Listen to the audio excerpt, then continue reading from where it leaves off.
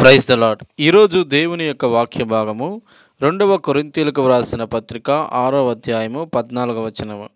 మీరు అవిశ్వాసులతో జోడుగా ఉండకుడి. నీతికి దుర్నీతితో ఏమి సాంగత్యము?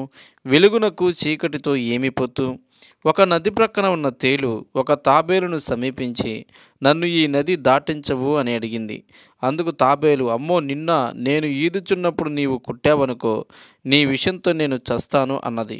అందుకు తేలు పకపక నవ్వి, తాబేలు బావా, ఎందుకంత భయము?